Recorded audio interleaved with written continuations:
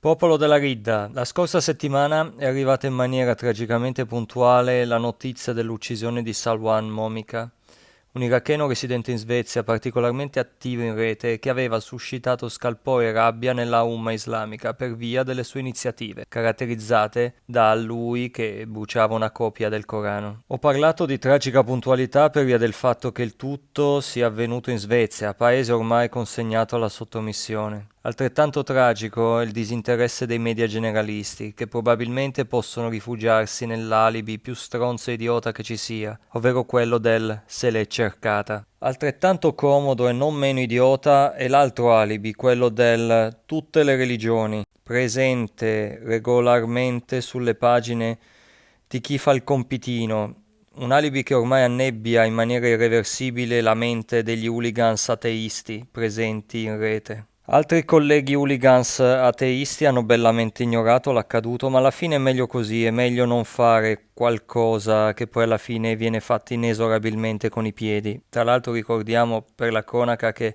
Salwan Momika era ateo, era nato in una famiglia cristiana in Iraq e poi dopo divenne ateo, però un ateo intelligente che si era focalizzato sull'Islam. Ce ne sono pochi tra quelli che non siano degli ex musulmani a focalizzarsi in maniera specifica e intelligente sull'Islam. Ad ogni modo, io mi ero già occupato della Svezia in un video sul vecchio canale, un video del 2019, che tra poco mostrerò con il mio commento. Ma prima di fare questo vorrei darvi un'idea su come uno dei più conosciuti sapienti veda la Svezia e la sua islamizzazione. Si tratta di Yasir Qadhi, ve lo ricordate? Quello delle falle nella narrativa della perfetta preservazione e compilazione del Corano.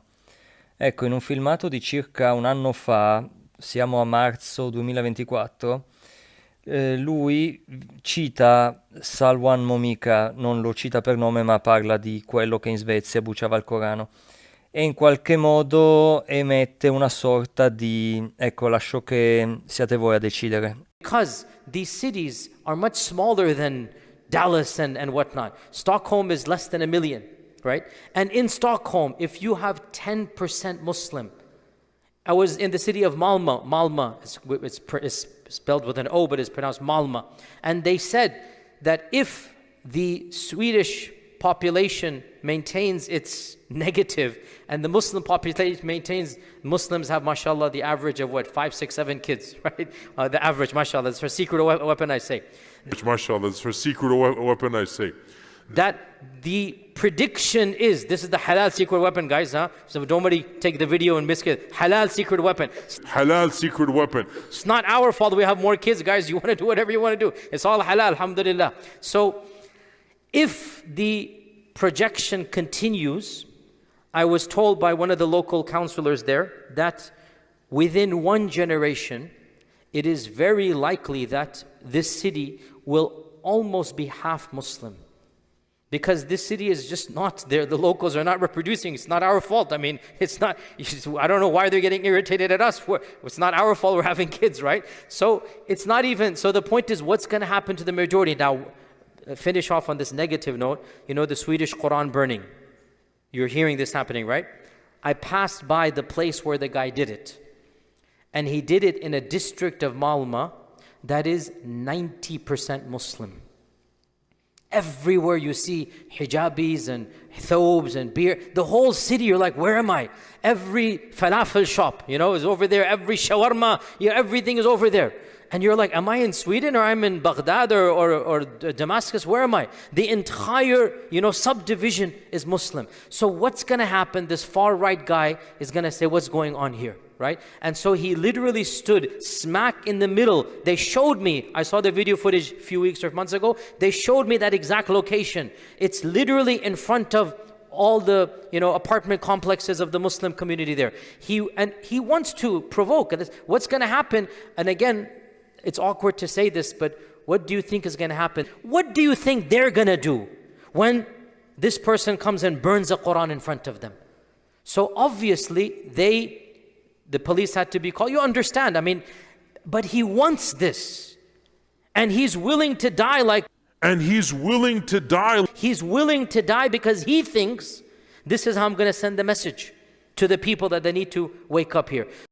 Avete potuto sentire che razza di intimidazioni siano ormai prassi comune in seno al mondo islamico, attivi in Occidente, tra l'altro, dal momento che Yasir Qadhi è cittadino americano e vive negli Stati Uniti.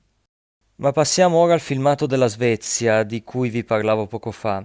Siamo nel 2019 e al rapper americano A$AP Rocky, in visita a Stoccolma insieme al suo entourage, capitò di essere stalkerato da due ragazzi.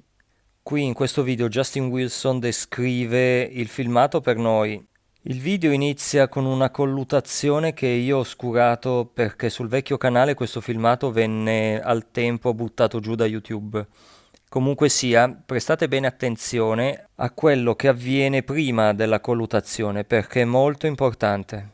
Hey, what's up, y'all? This is Justin Wilson, and today I want to talk about the drama this rapper named A$AP Rocky's in Sweden, where he's detained for assault charges, and he may face up to 6 years in prison for something that he's innocent of. He's actually the person who was defending himself, and not someone who just assaulted someone for no good reason.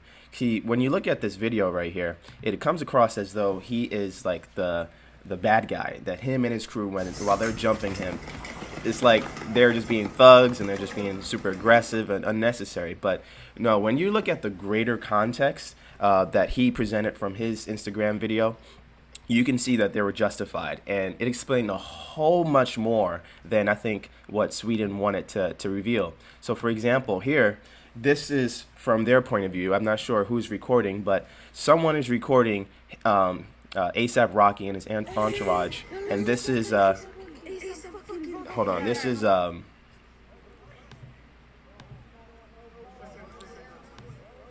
Ecco, ci sono due ragazzini che continuano a seguire A$AP Rocky e il suo entourage. A un certo punto uno di loro, lo vedete qua, prende in mano le sue auricolari. Avete presente le auricolari, quelle grosse? E le scaglia addosso al bodyguard di A$AP Rocky. now this is him and his entourage, and this guy keeps on following them. On his page, he said that they were following him for about like 4 blocks or so, and as you see here, they were willing to fight. This dude, he took his phone or his whatever he had on his head, I think it was his headphones, as he said, and smacked it against the face of the bodyguard. But you can still see the bodyguard has restraint, still trying to back away from the fight. Whatever he Ecco, ve lo faccio vedere al rallentatore. Ho fermato l'immagine un secondo, adesso vedrete al rallentatore il ragazzo con la polo bianca che tira una manata di destro al signore con i pantaloncini corti, che è la guardia del corpo di A$AP Rocky. Ecco qua adesso. Adesso si sfila le cuffie con cui dà un primo colpo, anche se forse fuori camera. Ecco, vedete la guardia del corpo scansarsi. E ora le lancia. Guardate. Eccolo qua. Lo rimetto un attimo a velocità normale. Dovreste anche sentire il suono di qualcosa che cade a terra e si rompe. and as you see here, they were willing to fight. This dude, he took his phone or his whatever he had on his head, I think it was his headphones, as he said, and smacked it against the face of the bodyguard. Ecco qua c'è ad esempio una sequenza. Il ragazzo che carica il lancio e la guardia del corpo di A$AP Rocky che si ripara con la mano sinistra.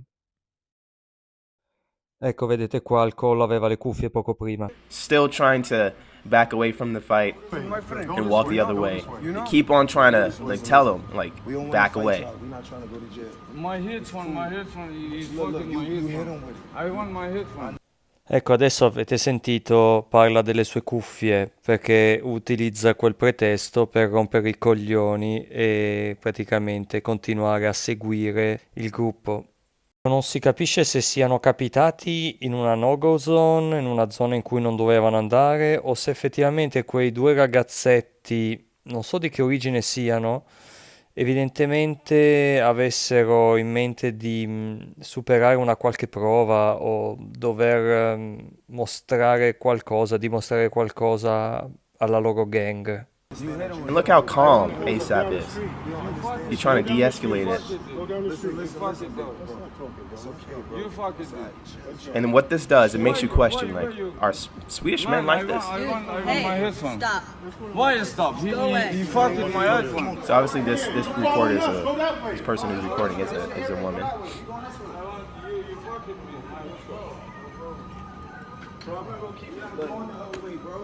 Go that way, bro. Go that way. Look, just for the cameras, we don't want no problems with these boys. They keep following us. Look at them.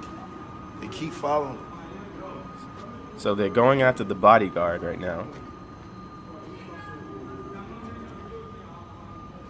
See, in the bodyguard, he went to go get some help. He went to get someone that seemed close to them that could at least resolve the issue.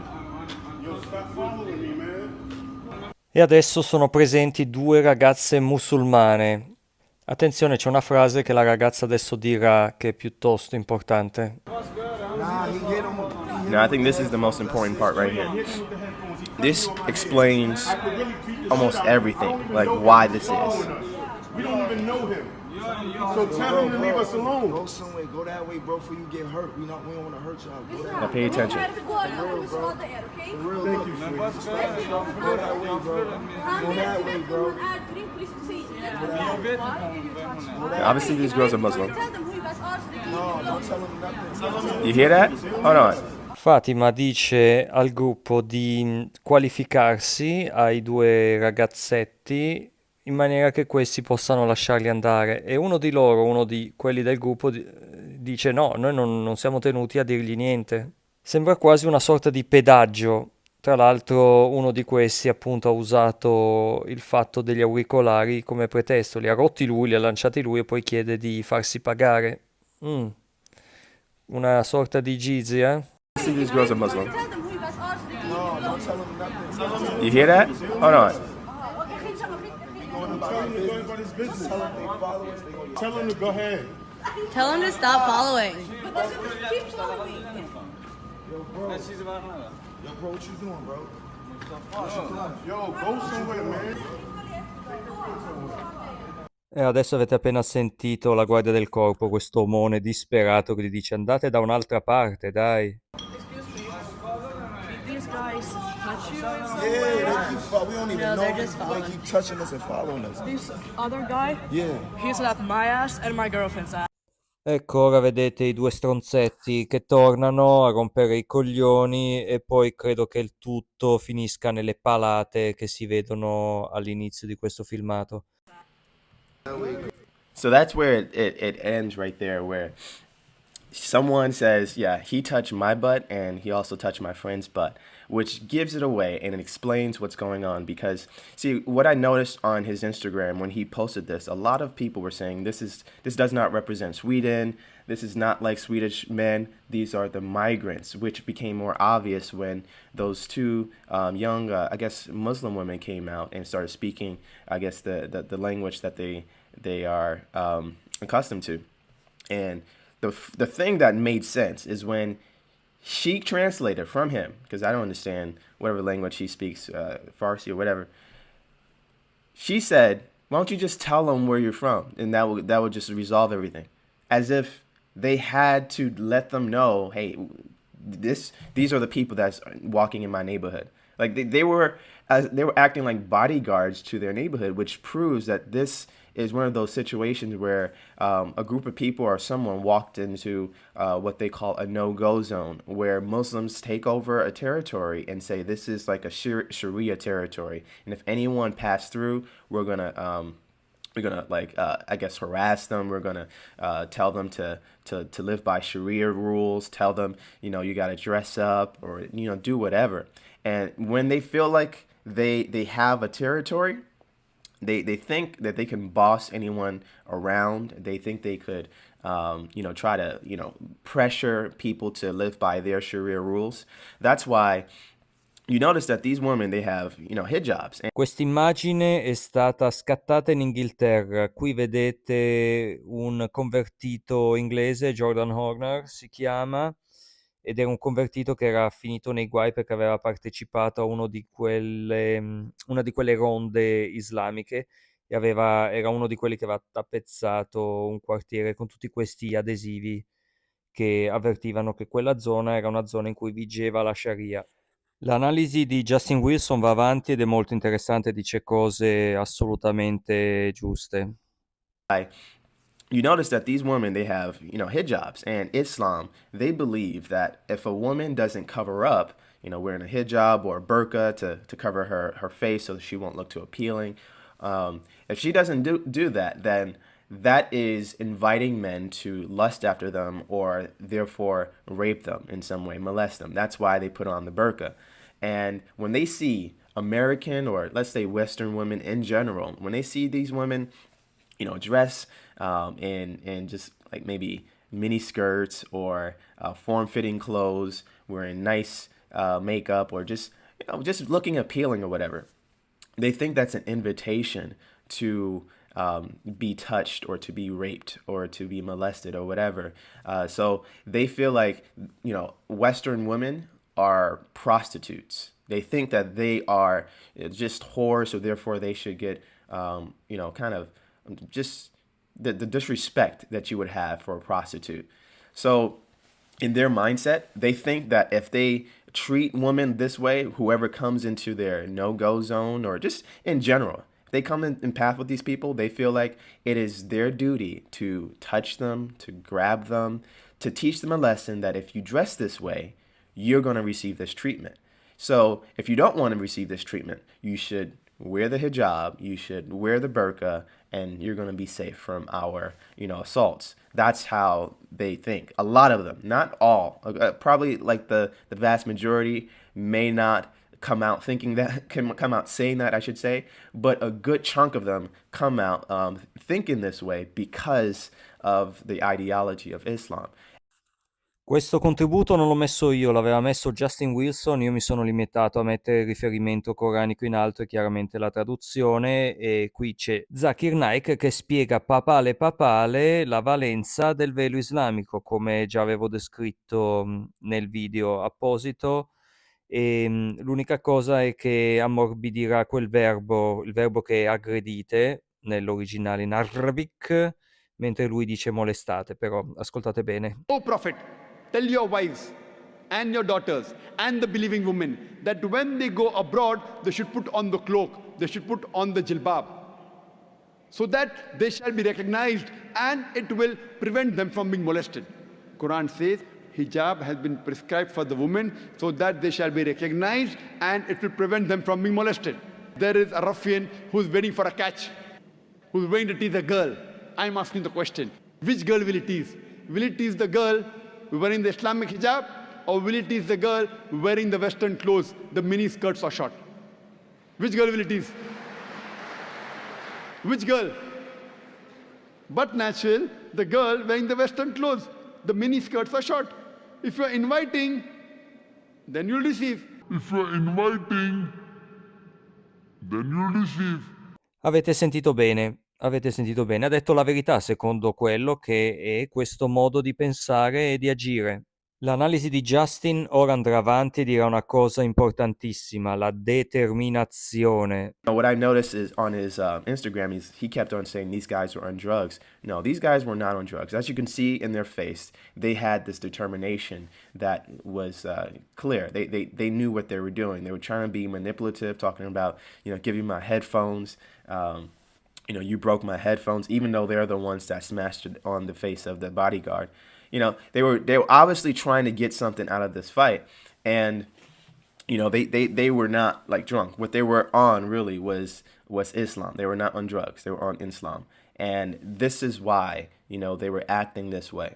So the thing is, the reason why this subject is very relevant is that, see, A$AP Rocky, he's in jail right now, has no bail, has he has no way of calling anyone from the jail. He's in solitary confinement, and he faces up to 6 years in prison until or if the investigation is not in his favor. So it seems, very interesting that they would be so harsh on this guy. And I think maybe because they looked at him and said, oh, he's a gangster rapper, maybe he deserved this. It seems like he's the aggressor. But I think it's more so because he revealed a big problem in Europe and then also mostly in Sweden. And it's the fact that they have brought into themselves the curse of mass Islamic migration. When they bring so many Muslims in droves, they will not assimilate, and they will bring in the culture that they were trying to run from. They will bring in that terroristic culture. They will bring in that misogynist culture. They will bring in that, that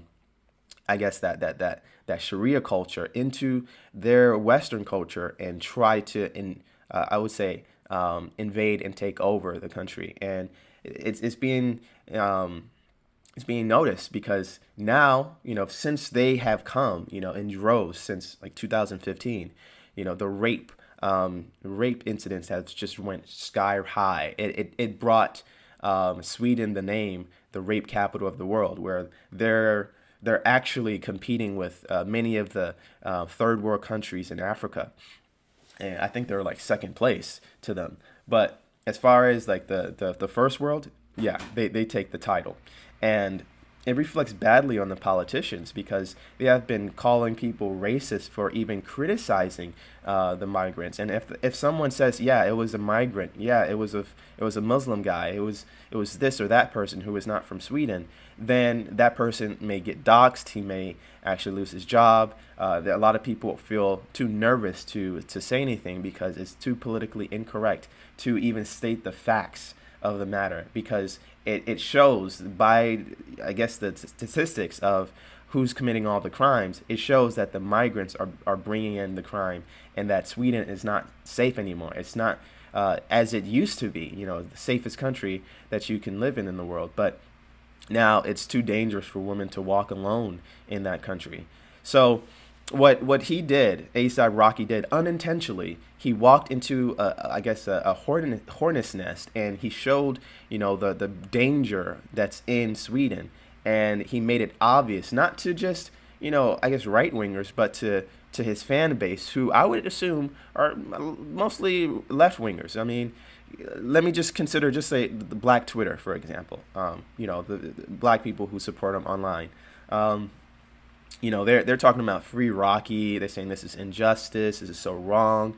But the thing is, not too many of them could, just point out the obvious, which is they are doing this. The corrupt system is doing this in favor of the migrants, because if they continue to point out the problem with the migrants, showing that they are the aggressors, then it's going to only prove the point of the people on the right who've been saying, don't bring in these migrants in droves. You guys are just... You guys are over your heads with this. You don't understand Islam. Islam is a death cult, and they don't want to agree with the people on the right, because that will undo their power and their influence, and then they won't get elected the next years. I know that sounds very selfish, but it is what it is. Some people are just trying to maintain their job. They're trying to maintain their position, and also they really idolize their ideology, where they think that if they confess that their ideology is wrong, I'm talking about left-wing ideology, the idea that that all cultures, all religion is equal. They feel like if they confess that that's wrong, then yeah, they will eventually, self-destruct into a KKK member. That's their fear sometimes. They at least tell people that, so that people will avoid agreeing with the right. In other words, criticizing Islam, criticizing people from these Sharia-owned countries, because they think, oh man, if we do that, that's going to play into the hands of those who are right-wing or far-right, or who are racist. And that's one of the last things they want to do, because they don't want to legitimize any white supremacist talking points. That's how they see it. So the thing is, because they fear legitimizing white supremacist talking points, they will allow Islam to just pretty much victimize just people for that sake. So ASAP Rocky, he's being thrown under the bus. He's being sacrificed for these migrants and for, I guess, the career of these politicians who know they're wrong, who know, they messed up Sweden. And this is not just Sweden. This is Britain. This is Germany. All these places that took in all these migrants, these Muslim migrants who has a backward theology. They done messed up. Now, I'm not saying you can't take in any Muslim. I'm saying you can't take them in masses. There's a big difference.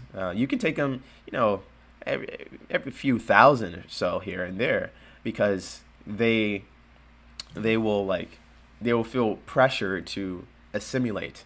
They won't have their family and their extended family and their extended neighborhood family, all clustered in 5 or 6, 7 blocks or so. They will feel pressure to assimilate with the majority. But when they are all in one big cluster, no, they don't want to change. They don't need to change. They don't even need to speak the language of the land. And then also their ideas of Sharia. Why would they need to change that? They don't need to keep the laws of the land. They just make up their own laws in their neighborhoods and just punk everyone that tries to change it. That's the thing. So, I would just like a few thousand in my country if I had any power or a say in the matter. But yeah, when you bring them all in, you done messed up. You bring in acid attacks. You bring in terrorism. You bring in rape. You bring in a whole bunch of crimes that is not common to your country. And sure, that's pretty much the nature of the beast. But when it comes to Islam, yeah, this is going to be the obvious thing or theme that you will see in their country. So, anyway, this is what I wanted to say about the subject, because yeah, it brings ASAP Rocky's fan base to look at the facts here. They have to look at the obvious corruption in favor of the migrants and also Islam that is destroying countries. And now ASAP Rocky is a victim here. And it forces us to look at this, because, see, I would say Black Twitter, they wouldn't care if it wasn't their people. If it was some right-winger like Tommy Robinson, this guy, Tommy Robinson, is a hero to me. And, man, the black people don't care about him. They don't care about what he's doing. They don't see that what he's doing is trying to save the West from, Islamic takeover. They don't see that. But, if one of theirs, like ASAP Rocky, gets, brought to the chopping block, it will cause a lot of people to start thinking like, wait, what's wrong with these guys? What's wrong with these Muslims? Because now the conversation is being started and people are saying, look, it's the migrants. It's not the Swedish people. Yes, I'm not saying all Swedish people are angels. I'm not saying that, there are no Swedish rapists or there's no guys who assault women there. No. Of course, I'm not saying that. But I am saying is that the Islamic migrants, they do it in a higher rate because of their religion. And that's something that we can stop. We can look at the religion and say, you know what? This ideology is bringing a higher rate of rape, higher rate of crime, because they hate the left. Excuse me, not the left. They hate the West, which is on the left. But they just hate the West because they see the West as stopping Islam from conquering the world. So anyway, those are my thoughts. Tell me if you agree or disagree. Let me know. I feel like that this is very important, because yeah, ASAP doesn't deserve no 6 years for defending himself. I mean, really, he was not just defending himself. He was also defending those women that were sexually assaulted by these two men who perhaps were from Afghanistan or somewhere. But tell me what you think, and tell me your angle down below, and subscribe if this is your first time. God bless and have a good day.